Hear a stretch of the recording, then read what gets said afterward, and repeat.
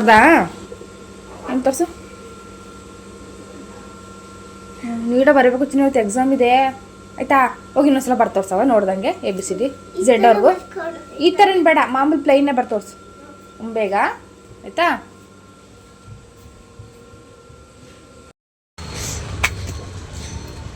ಚಿನ್ನು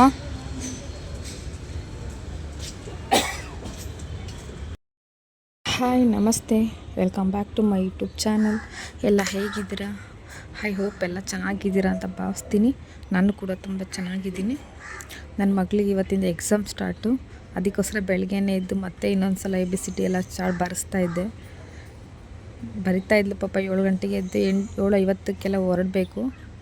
ಬರಿತಾಯಿದ್ಲು, ಎಲ್ಲ ರಿವಿಸನ್ ಮಾಡ್ಕೋತಾ ಇದ್ಲು. ಇನ್ನೊಂದು ಸಲ ತಿಂಡಿ ಎಲ್ಲ ಮಾಡ್ಕೊಂಡು ಅವಳು ಹೊರಟ್ಲು. ಇನ್ನು ಯುಗಾದಿ ಹಬ್ಬ ಇನ್ನೊಂದು 2-3 ದಿವಸ ಇದೆ ಅಂತೇಳಿ ಮನೆಯೆಲ್ಲ ಕ್ಲೀನ್ ಮಾಡಬೇಕು. ಇವತ್ತು ತುಂಬ ಕೆಲಸ ಇದೆ. ಫಸ್ಟ್ ತಿಂಡಿ ಮಾಡ್ಕೊಂಡು ತಿನ್ನೋ ಅಂತೇಳಿ ಫಸ್ಟ್ ಚಪಾತಿ ಮಾಡ್ತಾಯಿದ್ದೆ. ಚಪಾತಿಗೂ ಟೊಮೆಟೊ ಗೊಜ್ಜು ಮಾಡಿದ್ದೆ.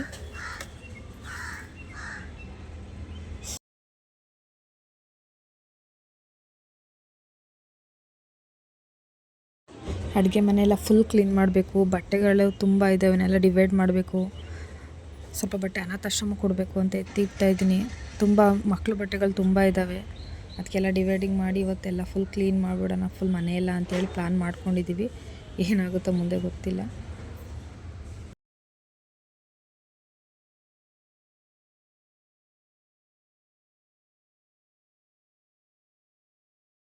ತಿಂಡಿ ರೆಡಿ ಆಯಿತು. ನಮ್ಮ ಮನೆಯವ್ರಿಗೂ ತಿಂಡಿ ಕೊಟ್ಟೆ, ಅವ್ರು ತಿಂಡಿ ಮಾಡ್ಕೊಂಡು ಅವರು ಡ್ಯೂಟಿಗೆ ಹೊರಟರು.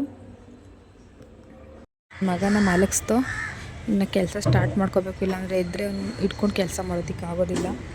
ಬಟ್ಟೆ ಬ್ರಷೀಟು ಎಲ್ಲ ಎತ್ತಿಟ್ಟಿದ್ದೀವಿ, ಎಲ್ಲ ನೀಟಾಗಿ ವಾಶ್ ಮಾಡಬೇಕಲ್ವ ಅಂತೇಳಿ.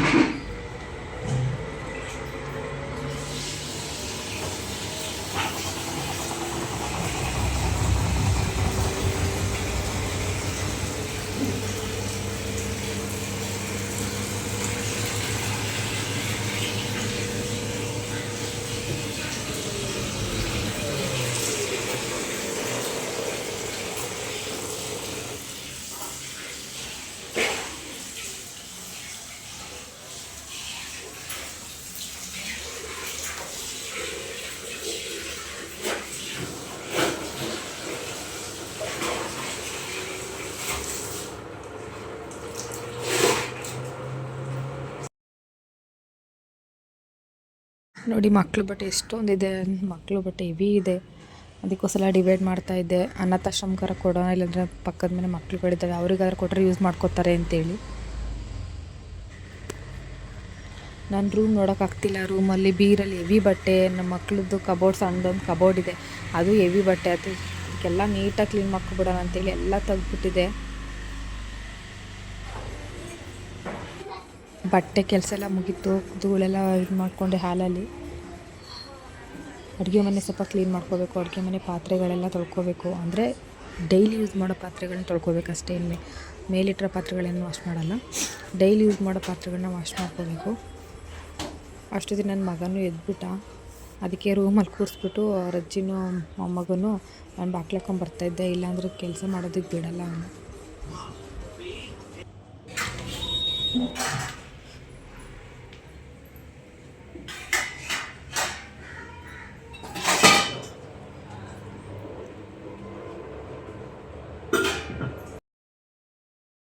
ಡೈಲಿ ಯೂಸ್ ಮಾಡೋದಿಷ್ಟು ವಾಶ್ ಮಾಡ್ಕೊಂಡಿದ್ದೀನಿ.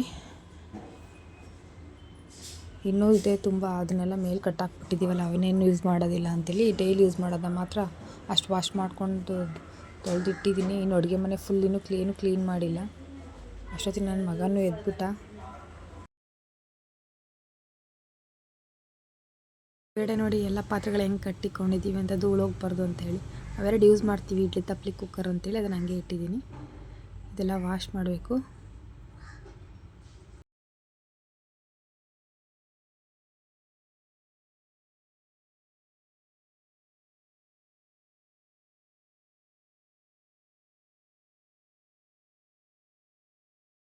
ಅಷ್ಟೊತ್ತಿಗೆ ನನ್ನ ಮಗಳು ಬಂದಳು ಪಾಪ. ಅವಳು ಬಂದು ನನಗೆ ಹೆಲ್ಪ್ ಮಾಡ್ತಾಯಿದ್ಲು ಪಾತ್ರೆಗಳೆಲ್ಲ ಜೋಡಿಸೋದಕ್ಕೆ ಎಲ್ಲದಕ್ಕೂ. ಪಾಪ ತಂದು ಅವಳೇ ಸಿಗಿಸ್ತಾಯಿದ್ಲು ಈಸಿಯಾಗಿರೋ ಐಟಮ್ಸ್ನೆಲ್ಲ.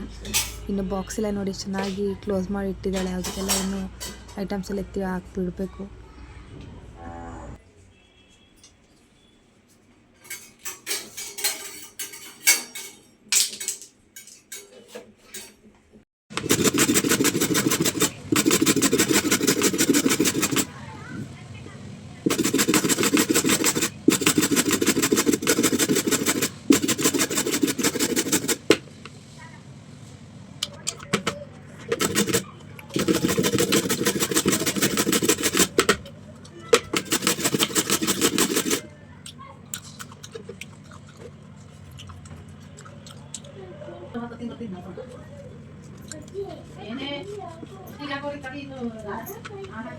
lays down what is going to happen, it is going to be decided by the DMC. Last time around, they were simply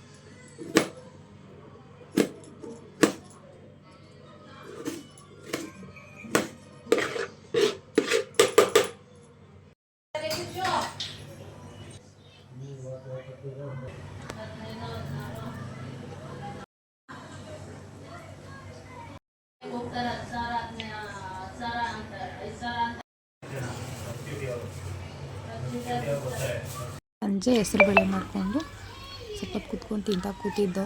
next ಇನ್ನೂ ಅಡುಗೆ ಏನು ಸ್ಟಾರ್ಟ್ ಮಾಡಿಲ್ಲ, ಇವಾಗ ಸ್ಟಾರ್ಟ್ ಮಾಡ್ಕೋಬೇಕೆಲ್ಲನೂ.